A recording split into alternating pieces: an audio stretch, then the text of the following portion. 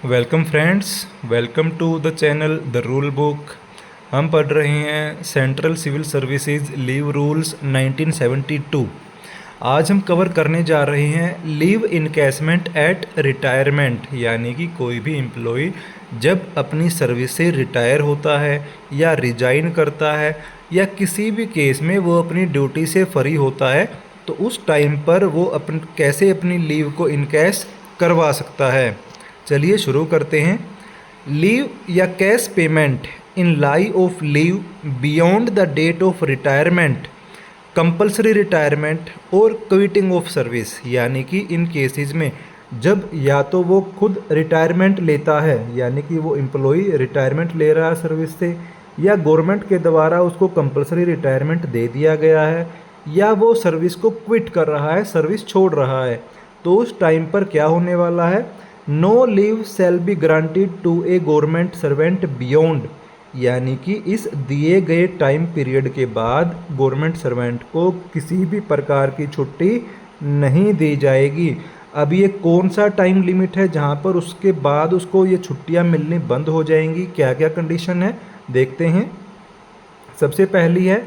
The date of his retirement, यानी कि जिस डेट को गवर्नमेंट सर्वेंट रिटायरमेंट ले लेता है उस डेट के बाद उसको कोई छुट्टी नहीं मिलेगी। The date of his final cessation of duty, जिस डेट से उसको कर्तव्य मुक्त कर दिया गया उस डेट के बाद वो कोई छुट्टी नहीं ले सकता। The date on which he retires by giving notice to government, यानी कि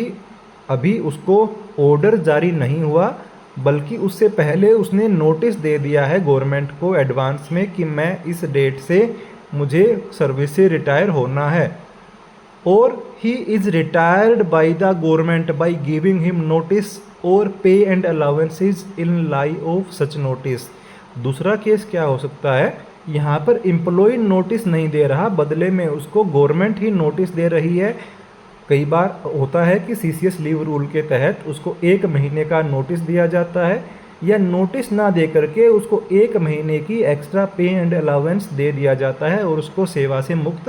कर दिया जाता है। तो जिस डेट को वो सेवा से मुक्त हो जाएगा, रिटायर हो जाएगा, उसके बाद भी उसको किसी प्रकार की छुट्टी नहीं मिलेगी।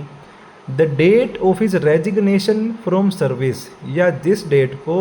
गवर्नमेंट कर्मचारी, सरकारी कर्मचारी अपना रेजिग्नेशन लेटर लिख देता है उस दिन के बाद से भी उसको किसी प्रकार की छुट्टी नहीं मिलेगी।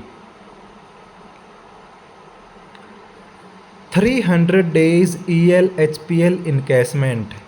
किस प्रकार से एक गवर्नमेंट सर्वेंट अपनी रिटायरमेंट के टाइम पे 300 डेज की EL या HPL या दोनों को मिला करके क्या कंडीशन बनती हैं ताकि वो उनको इनकैश कर पाए, देखते हैं। Where a government servant retires on attaining the normal age prescribed for retirement, यानी कि एक सरकारी कर्मचारी जिस डिपार्टमेंट में वो कार्य कर रहा है वहाँ पर जो नॉर्मली एज सेटअप है रूल्स के अकॉर्डिंग, वो उस एज पर जा कर के अपनी रिटायरमेंट ले रहा है under the terms and conditions governing his service, जो उसकी सेवा के ऊपर लागू नियम हुए शर्तें हैं उनके अनुसार। The authority competent to grant leave, तो जो अथॉरिटी है कंपिटेंट उसको छुट्टी देने के लिए, shall suo motu issue an order, वो अपने आप एक ऑर्डर इशू करेगी granting cash equivalent of leave salary for both EL and HPL leave if any at the credit of government servant on the date of his retirement subject to a maximum of 300 days.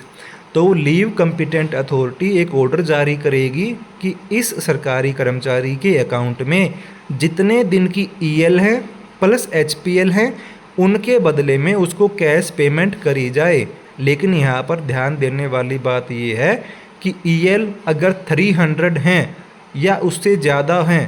तो भी उसको मिलेगा 300 का ही। Suppose करो अगर उसके पास 300 से कम EL हैं तब उसके EL प्लस HPL दिया जाएगा, लेकिन इन दोनों को मिला करके भी 300 डेज ही होना चाहिए। देखो एक एग्जांपल से समझते हैं। किसी एम्प्लॉय के अकाउंट में अगर 280 डेज़ की EL हैं तो अब उसको 20 दिन कम पड़ रही हैं, तो उसके अकाउंट में भले ही कितनी सारी HPL हों, लेकिन यहाँ पर हम केवल 20 HPL ही काउंट करेंगे। टोटल मिलाकर 300 होने चाहिए। आप यहाँ पर ये मत सोच जाना कि मैं 20 की जगह 40 HPL ले लूँ ताकि उसके पूरे दिन बन जाएं, उन 40 HPL को मैं कम्यूट कर लूँ। आप यहाँ पर HPL को कम्यूट नहीं कर सकते, यानी एक दिन में आप 2 HPL काउंट करके पूरी सैलरी नहीं ड्रा कर सकते, पूरा इनकैशमेंट नहीं करा सकते। यहाँ पर आपको 280 EL के बदले में तो मिलेगा पूरा आपका बेसिक पे प्लस EL, और जो आपकी 20 डेज HPL यहाँ पर जुड़ेंगी उनमें आपको आधी सैलरी यानी कि आधा बेसिक पे, और उस बेसिक पे के ऊपर जो DA मिलेगा वो DA मिलेगा। आप यहाँ पर 40 डेज HPL नहीं करवा सकते। लीव इनकैशमेंट का फॉर्मूला क्या रहेगा? देखो, आपके अकाउंट में जितने दिन की EL होंगी रिटायरमेंट के टाइम पर, उतने नंबर की आप EL को इनकैश कर सकोगे। उसमें आपको मिलेगा सबसे पहले आपका बेसिक पे, जो आपने रिटायरमेंट के टाइम पर लास्ट सैलरी ड्रा करी है उसका बेसिक पे। उस बेसिक पे के ऊपर आपको मिलेगा DA। इन दोनों को जोड़ करके आपको 30 से भाग देना है। फिर जो अमाउंट आएगी उसको मल्टीप्लाई करना है। वो मल्टीप्लाई करोगे आप जितनी आपके अकाउंट में EL हैं। किसी के अकाउंट में अगर 200 हैं तो वो मल्टीप्लाई करेगा 200 से। अगर उसके अकाउंट में पूरी 300 हैं तो वो करेगा 300 से। याद रखना, मैक्सिमम नंबर यहाँ पर आप 300 ही कर सकते हो, उससे ज़्यादा आप नहीं कर सकते। The total number of EL at his credit, maximum limit यहाँ पर आपको दी गई है, 300 ही लिमिट है। बेसिक पे drawn for last month of service, यहाँ पर यानी कि यहाँ पर ये जो बेसिक पे दिया गया है ये वो है जिस डेट को आप रिटायर हो रहे हो, जिस महीने में, उस महीने की आपने जो सैलरी प्राप्त की उसमें आपको कितना बेसिक पे मिला वो यहाँ पर काउंट होगा। Leave encashment in case of HPL, ये उन कर्मचारियों पर लागू होगा जिनके अकाउंट में 300 से कम EL थी। तो उनको कैसे मिलेगा? हाफ ऑफ बेसिक पे, यानी लास्ट डे जब वो रिटायर हुए तो उस महीने के उनके बेसिक का आधा कर दिया जाएगा। हाफ यहाँ पर लिखा है, उनका बेसिक पे आधा होगा, और उस आधे बेसिक पे के ऊपर उन्हें जो DA मिलेगा उसको डिवाइड कर देंगे 30 से, इनटू नंबर ऑफ HPL, कितने दिन की HPL वो अब ले सकता है। पिछला हमने जो एग्जाम्पल देखा था वहाँ पर उसके पास 280 डेज़ की EL थी, तो वो यहाँ पर 20 से मल्टीप्लाई करेगा, यानी 20 दिन की HPL को वो इनकैश करेगा। मानो किसी के पास 200 EL थी तो वो यहाँ पर मल्टीप्लाई करवाएगा 100 HPL से, यानी कि जितना आपका कम रह जाएगा EL 300 से, उतने दिन आप यहाँ पर ऐड कर पाओगे HPL का इनकैशमेंट। लेकिन याद रखना, EL प्लस HPL दोनों को मिला करके मैक्सिमम लिमिट फिर भी 300 ही रहनी है, 300 से ऊपर नहीं जानी है। हाफ ऑफ बेसिक पे drawn for last month of service, ये आपको यहाँ पर बता ही दिया गया है। The overall limit for encashment of leave including both EL and HPL shall not exceed 300 days. ये पॉइंट आपको बिल्कुल अच्छे से क्लियर हो चुका होगा कि आप EL प्लस HPL दोनों को मिला करके मैक्सिमम 300 ही ले सकते हो, इससे ऊपर आप नहीं ले सकते। To make up the shortfall in EL no commutation of HPL shall be permissible. ये मैंने आपको बता दिया कि आप 2 दिन की HPL को एक HPL में कम्यूट नहीं कर सकते। यानी कि अगर जो एग्जांपल हमने लिया था आपके में 280 डेज़ की EL थी, वहाँ पर अगर आप चाह रहे हो कि 20 दिन को मैं 2 से मल्टीप्लाई करके यानी कि कम्यूट करके यहाँ पर मैं 40 HPL को इनकैश कर लूँ, तो ऐसा आप नहीं कर सकते। फिर भी आप 20 HPL ही इनकैश कर पाओगे, यानी कि कम्यूट करने की मनाही है। The authority competent to grant leave may withhold whole or part of cash equivalent of EL in the case of a government servant who retires from service on attaining the age of retirement। देखो क्या कहा जा रहा है कि जो leave competent authority है वो क्या कर सकती है, अगर कोई एम्प्लॉई अपनी एज पूरी करने के बाद में, जो कि शर्तों के अकॉर्डिंग है, डिपार्टमेंट के जो कंडीशंस हैं, रूल्स हैं, उनके अकॉर्डिंग है, अगर वो एज पूरी करने के बाद में कोई एम्प्लॉई रिटायर हो रहा है तो उसका जो लीव इनकैशमेंट है, EL HPL को जो वो इनकैश करना चाह रहा है, अगर कंपिटेंट अथॉरिटी चाहे तो या तो होल यानी कि पूरी अमाउंट को रोक सकती है इनकैशमेंट वाली को, या पार्ट ऑफ कैश या उसका कुछ हिस्सा कंपिटेंट अथॉरिटी रोक सकती है कि इसको अभी नहीं देना है। क्यों नहीं देना है? अंडर सस्पेंशन, अगर वो एम्प्लॉई रिटायरमेंट के टाइम पे अंडर सस्पेंशन चल रहा था, और वाइल डिसिप्लिनरी और criminal proceedings are pending against him, या फिर उसके अगेंस्ट में कोई डिसिप्लिनरी विभागीय कार्यवाही चल रही थी या कोई क्रिमिनल प्रोसीडिंग्स उस टाइम पर चल रही थी रिटायरमेंट के टाइम पे, तो उसकी कैश इनकैशमेंट को या तो पूरा या कुछ पार्ट को रोका जा सकता है कंपिटेंट अथॉरिटी के द्वारा। If in the view of such authority there is a possibility of some money becoming recoverable from him on conclusion of the proceedings against him, on conclusion of the proceeding, अगर competent authority को ऐसा feel हो रहा है case को देखते हुए कि जब इसकी डिपार्टमेंटल प्रोसीडिंग्स ख़त्म हो जाएंगी तो डिपार्टमेंट इससे कुछ ना कुछ रिकवरी मांगेगा, यानी इस एम्प्लॉई को कुछ ना कुछ सरकार को या डिपार्टमेंट को जमा करवाना पड़ेगा। तो जितना उनको लग रहा होगा, जितनी अमाउंट लग रही होगी कि अप्रोक्सीमेट इतनी अमाउंट जमा करवानी है, तो उतनी अमाउंट को विदहोल्ड कर लिया जाएगा। He will become eligible to the amount so withheld after adjustment of government dues। तो जो अमाउंट उसकी रोक ली गई कंपिटेंट अथॉरिटी के द्वारा, अगर उसकी इंक्वायरी ख़त्म होने के बाद में पाया गया कि जितनी अमाउंट विदहोल्ड करी गई थी वो ज़्यादा है और जो उसने जमा करनी है डिपार्टमेंट को या गवर्नमेंट को वो कम है, तो जमा होने के बाद में उसकी जो एक्सेस अमाउंट बचेगी, जो ज़्यादा रोकी गई थी, वो अमाउंट उसको दे दी जाएगी। ये नहीं है कि भाई रोक लिया तो रोक ही लिया, अब कुछ नहीं मिलेगा, नहीं।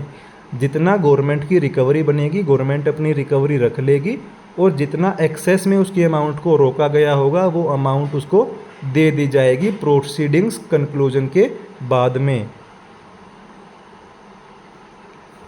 Extension of service. देखो कई बार क्या होता है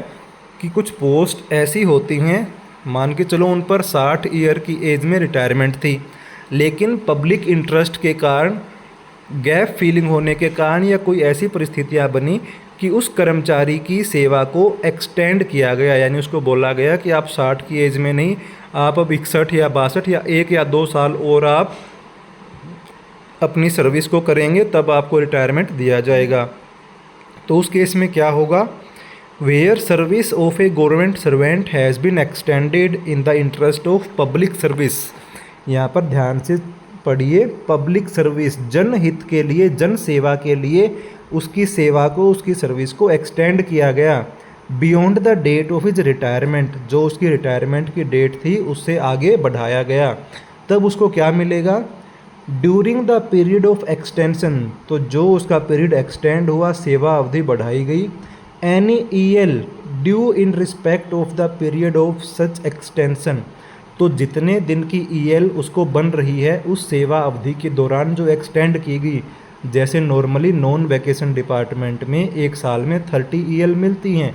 तो वो जब उसकी 60 साल की एज पूरी हो गई और उसके बाद मानो उसके 2 साल की सेवा एक्सटेंड करी गई, तो 61 और 62 साल का जब वो होगा तो भी वो उस कैलेंडर ईयर के लिए 30 + 30 EL लेने का हकदार है, plus the EL which was at his credit on the day of his retirement, और साथ ही साथ वो जितनी छुट्टियां, जितनी EL उसके अकाउंट में उसकी रिटायरमेंट के टाइम पे, यानी कि जब वो 60 साल की एज में रिटायर हो रहा था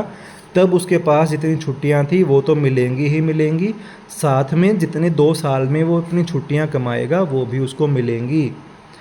subject to a maximum of 180 days oblique 300 days as the case may be. तो वो अगर चाहे तो अपनी 180 दिन की 180 दिन का हमने रूल 26 में पढ़ा था कि एक गवर्नमेंट कर्मचारी कब 180 दिन की ईएल ले सकता है, यानी कि लगातार 180 दिन की वो कब ले सकता था और कब वो पूरे 300 दिन की ले सकता है। ये दोनों कंडीशंस हमने रूल 26 में पढ़ी थी, यानी कि यही कंडीशन जब उसकी सेवा एक्सटेंड करी जाएगी तब भी उसके ऊपर लागू रहेगी। After expiry of the period of extension, जितना टाइम उसका बढ़ाया गया था सर्विस का, जब वो भी ख़त्म हो रहा है तो cash equivalent in the manner provided in clause B of sub rule 2 in respect of both EL and HPL at credit on date of retirement plus the EL and HPL earned during the period of extension. यानी कि जब वो 60 साल की as में retire होता तो 60 साल की एज में रिटायरमेंट के टाइम पे उसके अकाउंट में जितनी EL थी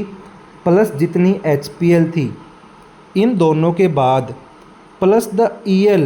and HPL earned during the period of extension, यानी जो उसने 1 या 2 या 3 साल जितनी उसकी सर्विस एक्सटेंड करी गई और उस एक्सटेंडेड पीरियड के दौरान उसने जितना EL और HPL कमाया, अर्न किया अपने अकाउंट में, लीव अकाउंट में, उनको जोड़ा जाएगा और अब रिड्यूस क्या किया जाएगा, द EL और HPL availed during such period. उस अवधि के दौरान, उस एक्सटेंशन के दौरान उसने जितना EL और HPL लिया वो घटा दिया जाएगा। बाकी फिर भी जो उसका बनेगा वो 300 डेज़ का इनकैशमेंट उसको मिलेगा। यानी कि यहाँ पर आपको ध्यान ये रखना है कि क्योंकि उसकी सर्विस कंटिन्यू चल रही थी, रिटायरमेंट के बाद भी उसकी सर्विस को एक्सटेंड किया गया था उसी पोस्ट पर, उसी डिपार्टमेंट में। यहाँ पर टोटल मिलाकर भी, चाहे उसकी रिटायरमेंट 60 साल में हो रही थी या एक्सटेंड होने के बाद में वो 62 या 63 साल की एज में रिटायर हो रहा है, फिर भी वो टोटल मिलाकर के, चाहे EL या फिर EL प्लस HPL, टोटल मिलाकर के वो 300 दिन का ही इनकैशमेंट कर पाएगा। ये नहीं है कि 60 साल का जब वो रिटायर हुआ तो 300 दिन का उसको रिटायरमेंट के टाइम पर इनकैश हो गया और बाद में 2 या 3 साल जितना उसने छुट्टियां कमाई उनको फिर से इनकैश किया जाएगा। नहीं, क्योंकि उसकी सर्विस कंटिन्यू थी, इसीलिए उसको टोटल मिलाकर 300 डेज़ का ही इनकैशमेंट मिलेगा। रेजिग्नेशन और क्विट सर्विस, यानी कि यहाँ पर अगर कोई कर्मचारी चाहता है वो अपनी सेवा अवधि की रूल्स कंडीशन को देखते हुए अगर वो टाइम पीरियड से पहले ही सेवा से रेजिग्नेशन दे देता है या सर्विस से क्विट हो जाता है, यानी कि सेवा को छोड़ देता है, जॉब को छोड़ देता है, तो क्या होगा। If A government servant resigns और quits service, he may be granted suo motu by the authority competent to grant leave, cash equivalent in respect of EL at his credit on the date of cessation of service to the extent of half of such leave at his credit subject to a maximum of 150 days। यहाँ पर क्या बताया जा रहा है कि जब वो अपनी सेवा से छुट्टी ले लेगा, छुट्टी मतलब है जब वो रेजिग्नेशन उसका एक्सेप्ट हो जाएगा या वो सर्विस से मुक्त हो जाएगा, यहाँ पर उसने पूरी एज अटेन नहीं करी है, वो अपनी एज अटेन करने से पहले ही रिटायरमेंट ले रहा है। मान लो कोई कर्मचारी 40 साल की एज में या 35 साल की एज में अपनी सेवा से मुक्त हो रहा है, तो उस टाइम पर उसके अकाउंट में जितने दिन की EL होंगी उन EL का आधा करके उसको कैश दिया जाएगा। यानी सपोज करो अगर उसके अकाउंट में 200 EL है तो उसको 100 EL का इनकैशमेंट मिलेगा। और इसमें कंडीशन क्या है कि यहाँ पर मैक्सिमम टू मैक्सिमम 150 डेज़ की EL इनकैश हो सकती है, जो पूरी जॉब करने के बाद में 300 की होनी चाहिए थी, रेजिग्नेशन के कारण अब वो 150 डेज तक की ही उसको मिलेंगी। अगर किसी के अकाउंट में है ही टोटल 100 डेज़ की तो उसका आधा यानी 50 डेज़ का ईएल उसको इनकैशमेंट मिलेगा। टर्मिनेशन ऑफ री एम्प्लॉयमेंट। अब री एम्प्लॉयमेंट क्या होता है? री एम्प्लॉयमेंट का मीनिंग है कि किसी कर्मचारी ने एक बार अपने पद पर जॉब किया और सेवा अवधि पूरी करने के बाद वहाँ से उसने रिटायरमेंट ले लिया, लेकिन रिटायरमेंट लेने के बाद में वो किसी पोस्ट पर दोबारा से ज्वाइन कर लेता है। मैं अब ये नहीं कह रहा कि उसकी सर्विस कंटिन्यू हो रही है, एक बार वो सर्विस छोड़ चुका है, चाहे वो रिटायरमेंट हुआ हो या कुछ भी कारण रहा हो, अब वो दोबारा से, अब दोबारा का मतलब ये भी नहीं है कि सेम पोस्ट पे आ रहा है, हो सकता है किसी अलग डिपार्टमेंट में किसी अलग पोस्ट पर आ रहा हो या सेम पोस्ट पर आ रहा हो, यहाँ पर ऐसा कोई वर्णन नहीं है। बस आपको ये समझना है कि एक बार उसकी सेवा अवधि पूरी हो चुकी है, यहाँ पर एक्सटेंशन नहीं है, सेम पोस्ट पर उसको एक्सटेंशन नहीं मिल रहा है, वो फिर से एक नई पोस्ट ग्रहण कर रहा है। तो उस मामले में क्या होगा? ए गवर्नमेंट सर्वेंट हु इज़ री एम्प्लॉयड आफ्टर रिटायरमेंट में ऑन टर्मिनेशन ऑफ हिज री एम्प्लॉयमेंट, वो कर्मचारी जो अपनी सर्विस से रिटायरमेंट ले चुका था उसके बाद वो री एम्प्लॉयमेंट होता है और अब वो री एम्प्लॉयमेंट में भी उसका सेवा पीरियड टर्मिनेट हो रहा है, यानी उसकी सेवा अवधि पूरी हो रही है। Be granted suo motu by an authority competent to grant leave cash equivalent in respect of both EL and HPL at his credit on the date of termination of re-employment subject to a maximum of 300 days including the period for which encashment was allowed at the time of retirement। यहाँ पर आप ये समझो कि जितने दिन की उसने अपनी पहले वाले डिपार्टमेंट में लीव इनकैशमेंट किया था, रिटायरमेंट के टाइम पर वो लीव इनकैशमेंट करके आया था, उन डेज़ को मिला करके भी अब वो दोबारा से नए डिपार्टमेंट में नई पोस्ट पर लगा है, उस टाइम पर भी उसका दोनों EL प्लस HPL और दोनों जॉब का मिला करके 300 डेज़ ही होना चाहिए। अगर वो पहले वाले डिपार्टमेंट में पहली जॉब पर ही जब वो रिटायर हुआ था तभी अगर उसने पूरा 300 डेज़ इनकैशमेंट कर लिया था, दोबारा फिर वो री एम्प्लॉय हुआ, तो री एम्प्लॉय में जब उसकी सेवा अवधि ख़त्म होगी तो उसको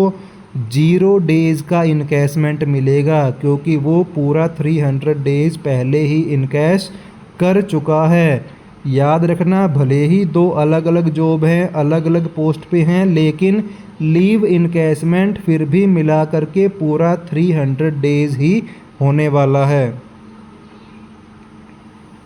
in case of death in service, कोई एम्प्लॉई जब सेवा में था तभी उसकी डेथ हो जाती है तो क्या होगा? In case a government servant dies while in service the cash equivalent of leave salary for both EL and HPL if any at the credit of deceased government servant on the date of his death not exceeding 300 days shall be paid to his family। यानी कि उसकी death के time पर उसके account में जितनी days का EL plus HPL था दोनों को मिला करके मैक्सिमम लिमिट फिर भी 300 डेज़ ही है। ये 300 डेज़ वाला फॉर्मूला तो आप समझ ही लो।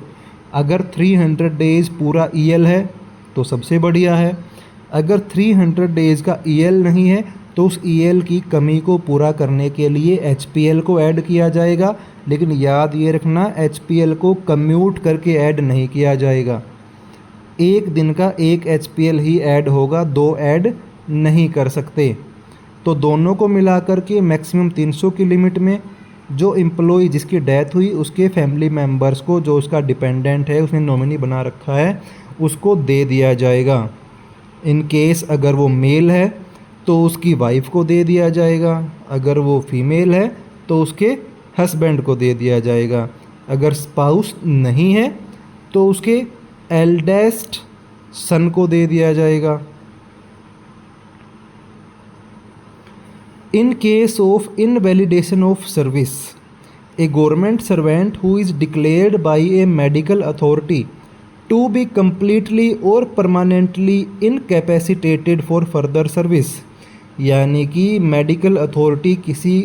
एम्प्लॉई को ये रिटन में दे देती है कि ये पूरी तरह से और परमानेंटली इनकैपेसिटेटेड हो गया है, यानी आगे सर्विस नहीं कर सकता मेडिकल ग्राउंड पे, may be granted suo motu by competent authority to grant leave cash equivalent of leave salary in respect of both EL and HPL if any at the credit of government servant on the date of invalidation from service subject to a maximum of 300 days। तो जिस दिन को medical authority ने return में दिया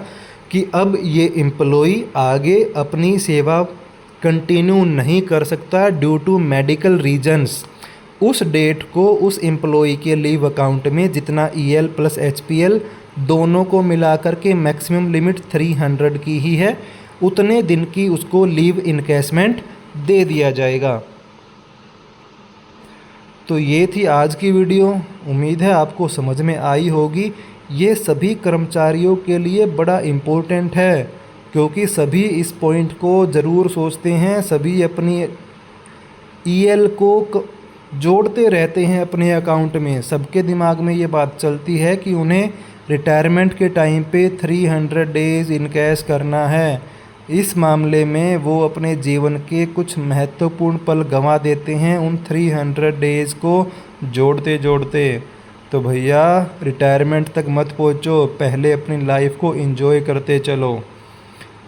आपको video अच्छी लगी होगी, सारा कंटेंट समझ में आया होगा, तो चैनल को सब्सक्राइब ज़रूर करें।